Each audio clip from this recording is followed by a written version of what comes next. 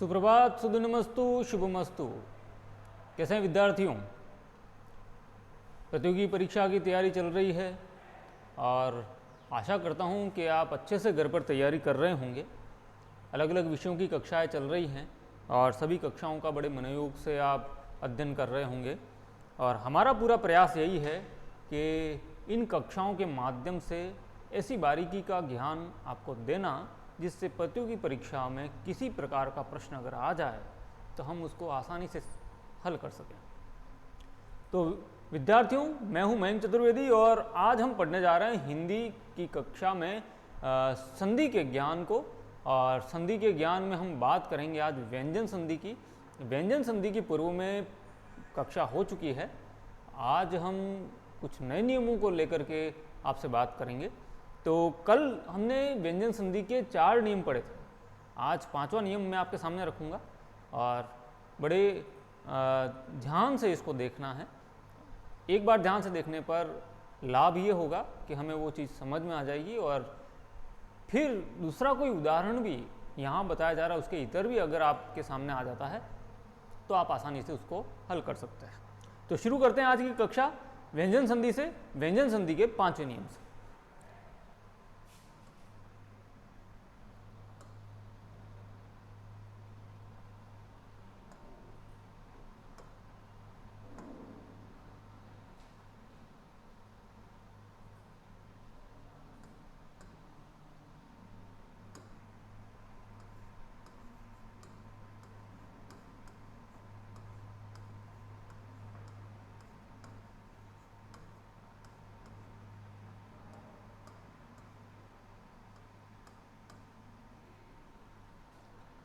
व्यंजन संधि का 5वां नियम क्या कह रहा है? तो नियम 5 कुछ प्रमुख नियम ही यहाँ पर आपको बताए जाएंगे जो परीक्षा में आने संभावित हैं और इधर जो परीक्षा में पूछे जाते हैं। जैसे नियम तो बहुत सारे हैं लेकिन प्रमुख नियमों को ही हम लेके आ रहे हैं। पहले शब्द के अंत में त या द हो और दूसरे शब्द के आदि में च या छ हो। अब देख लीजिए ये नियम क्या कह रहा है कि पहले शब्द के अंत में अगर त या द आता है और दूसरे शब्द के आदि में च या छ आता है तो विकार क्या होगा। अगर ये परिस्थिति पैदा हो जाती है तो मान लो त या द के आगे च आया तो त या द किस में बदल जाएगा? जो सामने ध्वनि है च है तो किस में बदल जाएगा? च में। यानी विकार कहाँ आया? तो विकार त या द में आया। त या द के आगे च होने पर त और द किस में बदल गए? च में। त द हलंत है तो च भी हलंत। इसी तरह से पहले शब्द के अंत में त या द आ जाता है और दूसरे शब्द के आदि में छ आ जाता है तो त द किस में बदलेंगे? जो सामने ध्वनि है छ है तो यहाँ पर त द किस में बदल जाएंगे? छ। त द हलंत है तो छ भी हलंत। तो ये नियम है, बड़ा सरल सा नियम है, आसान नियम है, बस ध्यान रखना है, अभ्यास करते रहना है। उदाहरण उद धन चारण। अब देखिए ये यहाँ पर उदाहरण मैंने आपको दे रखा। तो पहले शब्द के अंत में द है, दूसरे शब्द के आदि में च है तो द किस में बदल जाएगा? च में। तो शब्द क्या बनेगा हमारा? उच्चारण। ठीक है। इसी तरह से शरत धन चंद्र, सत धन चरित्र,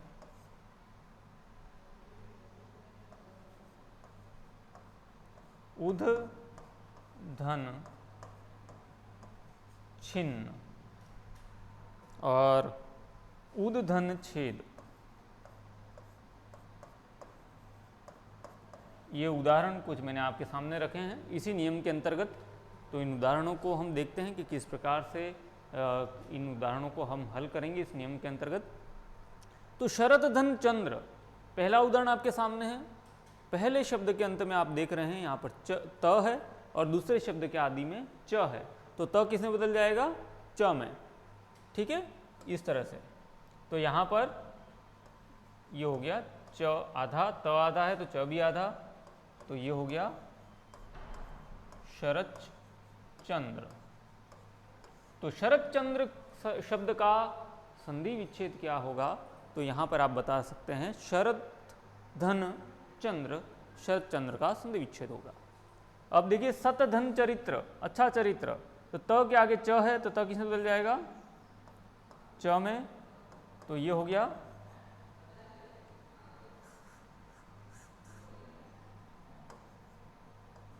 सत चरित्र।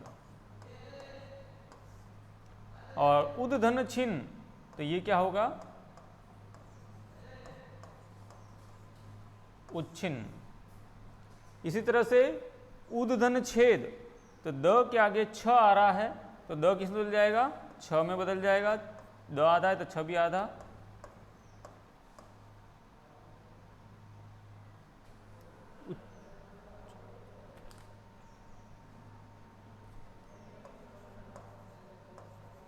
उच्छेद। तो ये इस प्रकार से यहाँ पर हमारी संधि हो जाती है।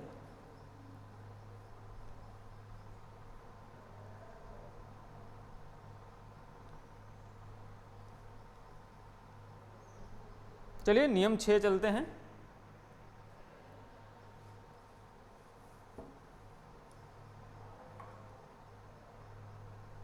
नियम 6 क्या कह रहा है?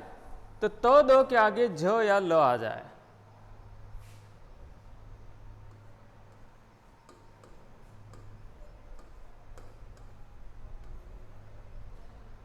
यदि पहले शब्द के अंत में त या द हो और उसके आगे ज हो, या पहले शब्द के अंत में त या द हो और उसके आगे ल हो, तो त द किस में बदलेंगे?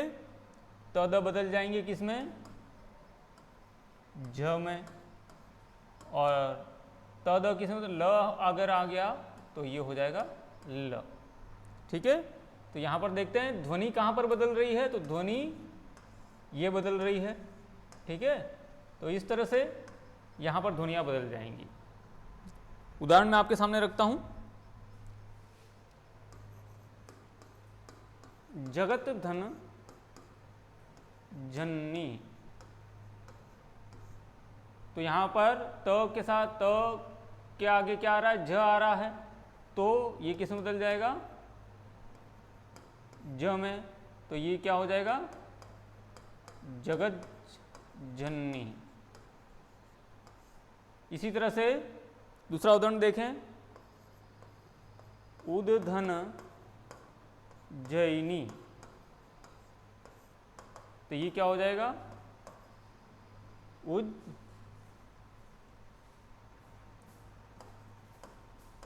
उज्जैनी। इसी तरह से उदधन ज्वल क्या हो जाएगा? उज्ज्वल हो जाएगा। और उदधन लंगन,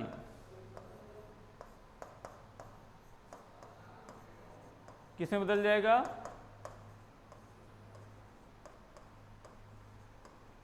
उल्लंघन में बदल जाएगा। इसके बाद तदधन लीन किसमें बदल जाएगा? तल्लीन में बदल जाएगा। और उदधन लास ये किसमें हो जाएगा? उल्लास हो जाएगा। तो आप इसको नोट कर लें अच्छी तरह से। ये महत्वपूर्ण उदाहरण हैं जो मैंने आपके सामने रखे कि त द के बाद अगर ज आ जाए तो त द ज में बदल जाता है, त या द के आगे ल आ जाए तो त या द ल में बदल जाता है, त या द ल में बदल जाता है। इसी तरह से जगतधन जननी हो गया तो जगत जननी हो गया, उदधन जैनी उज्जैनी हो गया, उदधन ज्वल उज्ज्वल हो गया, उदधन लंघन उल्लंघन हो गया, और तदधन लीन तल्लीन हो गया, और उद्धन लास, उद्धन लास, उद्धन लास है ये उल्लास हो गया। तो इस तरह से ये हमारा व्यंजन संधि का छठा नियम था। अब आगे हम 7वें नियम पर आगे बढ़ेंगे। तो 7वां नियम क्या कह रहा है वो देखते हैं।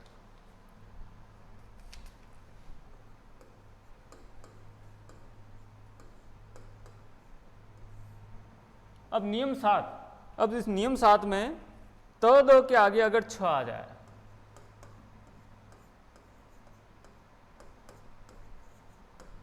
त द के आगे अगर क्या आ जाए, छ आ जाए, तो ये छ में बदल जाता है, जो हम पहले पढ़ चुके हैं। इसी को मैं विस्तारित रूप दे रहा हूं।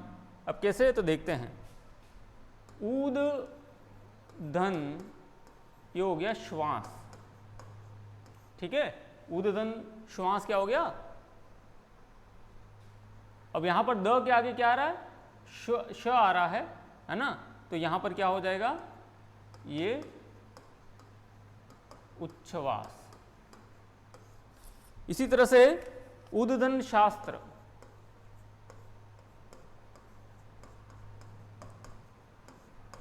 ये क्या हो जाएगा, उच्छास्त्र। सतदन शास्त्र, ये किसमें बदल जाएगा, सच्छास्त्र में बदल जाएगा। देख लीजिए, विकार जहां पर आ रहा है वो मैंने लिख दिया। तदधन शिव, तदधन शिव, तच्छिव हो जाएगा। और पत धन हति, ये हो जाएगा पद्धति।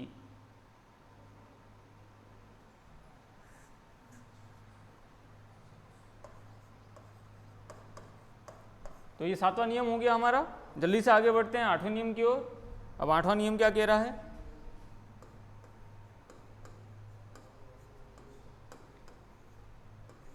नियम 8, अगर छ से पहले, छ से पहले का मतलब यहां पर हुआ, तो छ से पहले क्या हो, कोई स्वर हो। तो छ से पहले अगर कोई स्वर आ जाए, पहले शब्द के अंत में स्वर हो, दूसरे शब्द के आदि में छ हो, ऐसा भी बोल सकते हैं हम। तो च का आगम होता है, यानी च जुड़ जाएगा। कैसे, अब देखते हैं। बड़ा सरल सा नियम है।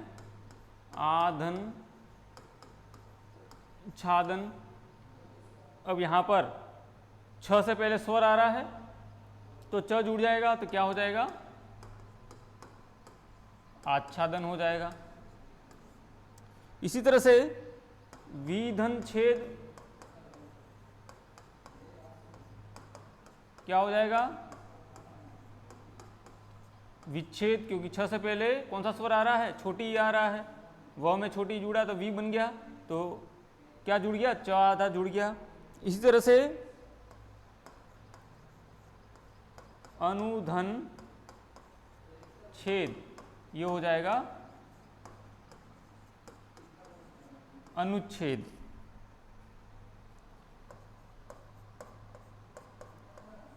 आधन छन्न, ये हो जाएगा आच्छन्न। और छत्र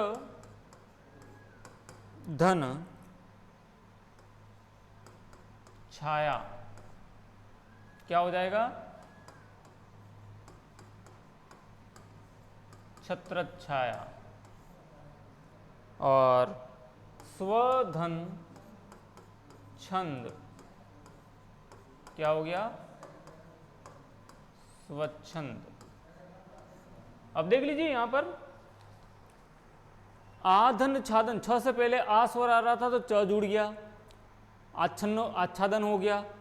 विधन छेद, छ से पहले ई स्वर आ रहा था तो विच्छेद में च जुड़ गया। अनुधन छेद, यानी कुल मिलाकर ये प्लस प्लस जो दिख रहे हैं आपको, उसकी जगह अगर आप आधा च रख दें तो यहाँ पर वो शब्द बन जाएगा। अनुधन छेद, तो छ से पहले ऊ स्वर आ रहा है, यहाँ पर न में ऊ है, स्वर आ रहा है तो अनुच्छेद हो गया। आच्छन्न, तो छ से पहले आ स्वर आ रहा है तो आच्छन्न हो गया। छत्रधन छाया, त्र में कौन सा स्वर है, अ स्वर है, तो यहाँ पर छत्र छाया हो गया। और छ से पहले व में अ स्वर है तो ये स्वच्छंद हो गया। तो कुल मिलाकर के छ से पूर्व अगर कोई स्वर है तो वहाँ पर च आधा जुड़ जाएगा और वो रूप संधि रूप ले लेगा। अब आगे 9वां नियम देखते हैं।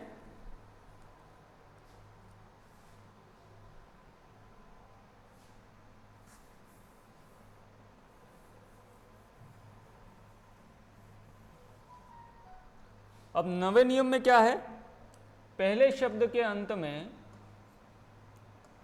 ई या ऊ हो और आगे स हो।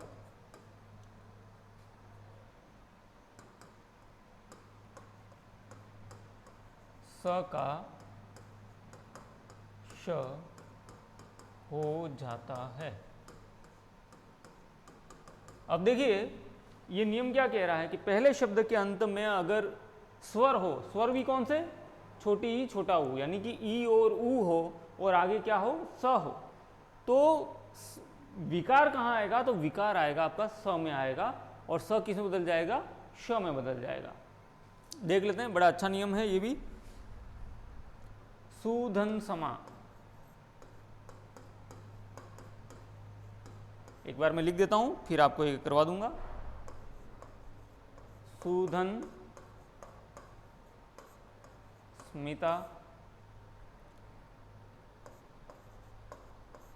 विधन सम विधन साध परिधन सद अनुधन स्थान प्रतिधन स्थान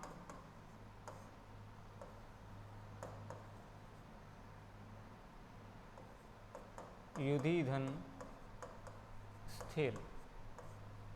अब देख लीजिए यहाँ पर ये व्यंजन संधि का नियम है। इस व्यंजन संधि के नियम में हम देखते हैं क्या होता है कि पहले शब्द के अंत में ई या ऊ होना चाहिए और दूसरे शब्द के आदि में स।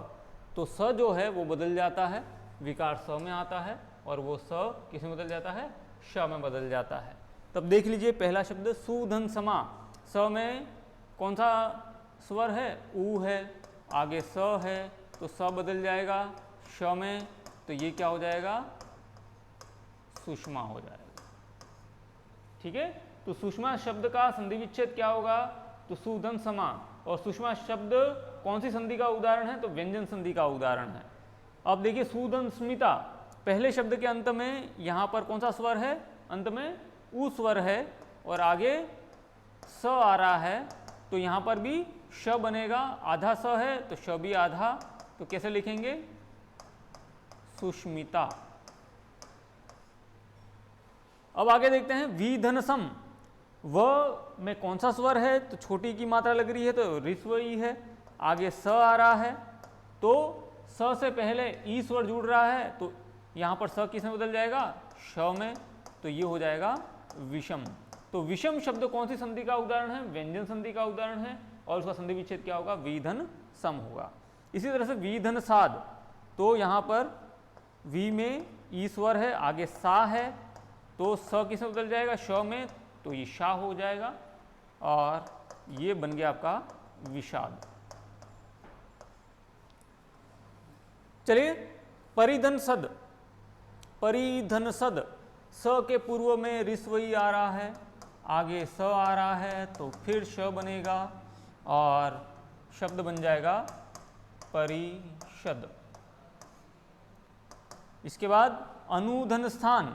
अब देखिए यहाँ पर थोड़ा सा ध्वनि परिवर्तन हो रहा है, संधि यही है, स से पूर्व में ऊ स्वर आ रहा है तो स किस में बदल जाएगा,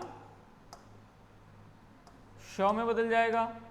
ठीक है, अब अ का अ लिख दिया, न का न लिख दिया, अब आगे श लिख दिया। अब ये थ जो है वो थ बलाघात के कारण, यानी किसी वर्ण पर जब दबाव पड़ता है, बल का आघात होता है, बलाघात जिसको कहते हैं, तो वो अपने मूल ध्वनि से परिवर्तित होकर के समीपवर्ती ध्वनि को अपना लेता है, पास वाली ध्वनि को अपना लेता है। थ किस में बदल जाएगा? ठ में बदल जाएगा। तो अनुष्ठान, तो अनुष्ठान शब्द का संधि विच्छेद क्या होगा? तो अनुधन स्थान होगा, लेकिन अनुधन स्थान का संधि रूप क्या होगा? तो अनुष्ठान होगा। इसी तरह से यहां पर प्रतिधन स्थान,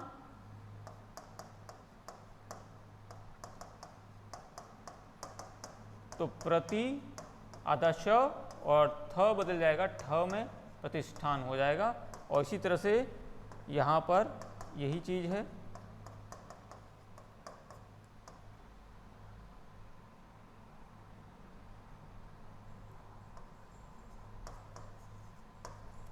युधिष्ठिर, इसको आप नोट कर लें, चाहे तो आप स्क्रीनशॉट भी ले सकते हैं, जल्दी से ले लीजिए।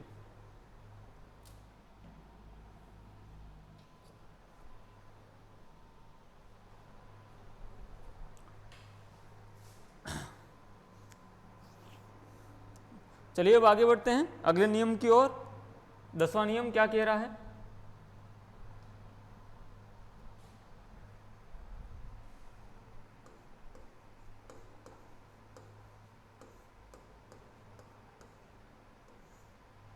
अब ये 10वां नियम है, यदि परी के आगे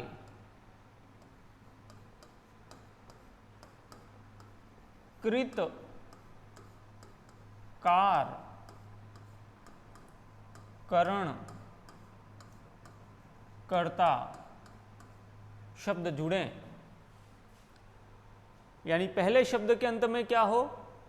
परी, और उसके आगे कृतकार करण कर्ता शब्द जुड़े, तो क्या होगा? विकार क्या आएगा? तो बीच में श का आगम हो जाता है, श का आगम हो जाता है। कैसे? तो देखते हैं, यानी कि कुल मिलाकर परी के साथ अगर कृत जुड़े तो भी श का आगम होगा, परी के साथ कार जुड़े, परी के साथ करण जुड़े, या परी के साथ कर्ता जुड़े, बीच में आधा श जुड़ जाएगा। कैसे? तो देखते हैं।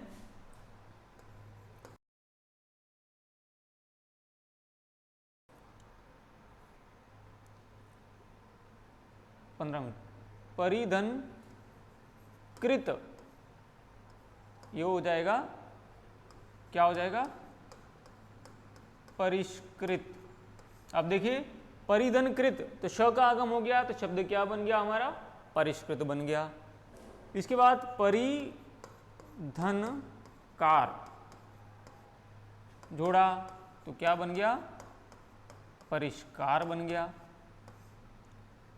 परी के साथ में फिर करण जोड़ते हैं, तो ये हो गया परिष्करण हो गया। और परी के साथ कर्ता जोड़ दिया अगर हमने, तो ये परिष्कर्ता हो गया। ठीक है, तो इस तरह से हम देखते हैं कि परी के साथ अगर इनमें से कोई एक ध्वनि जुड़ती है तो बीच में श का आगम हो जाता है। तो परिष्कृत, परिष्कार, परिष्करण, परिष्कर्ता शब्द कौन सी संधि के उदाहरण हैं? तो व्यंजन संधि के उदाहरण हैं, और ये इनके संधि विच्छेद। अब दूसरा नियम लेते हैं, इसको आप नोट कर लें और दूसरे नियम पर आगे बढ़ते हैं।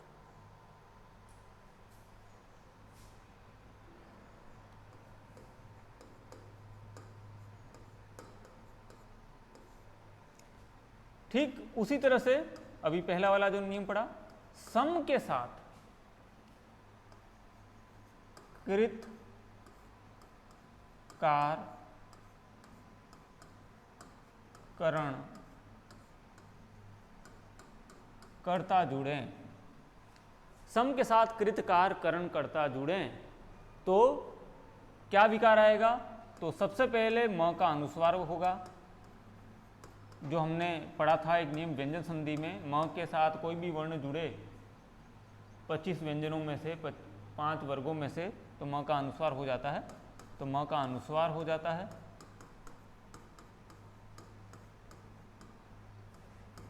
और दूसरा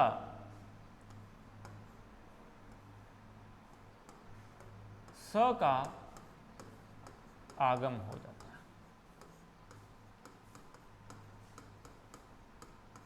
दो बातें हैं यहाँ पर, दो नियम एक साथ काम में आ रहे हैं, एक जो हमने पढ़ लिया एक अभी पढ़ रहे हैं।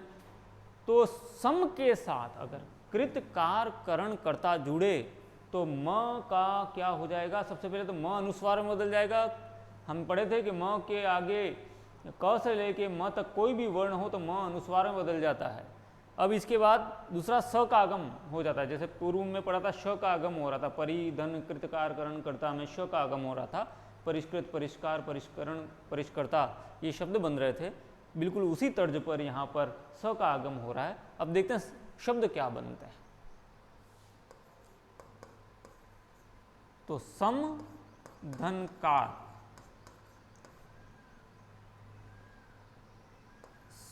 सम धन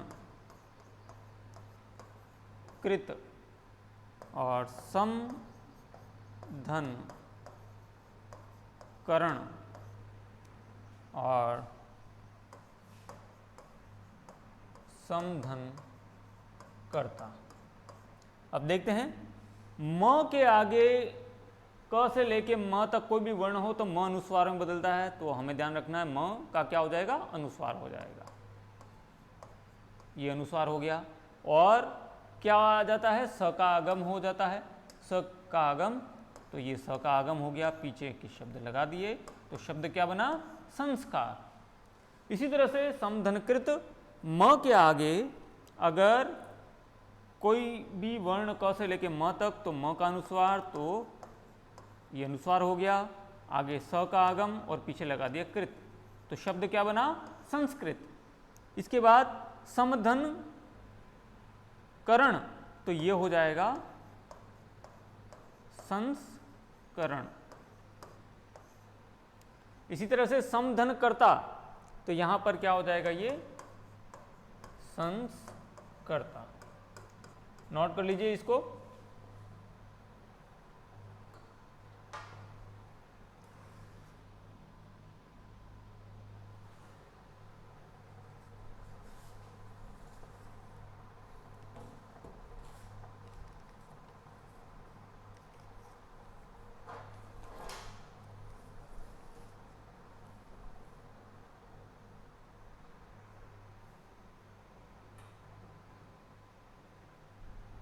चलिए, तो ये हो गई हमारी व्यंजन संधि।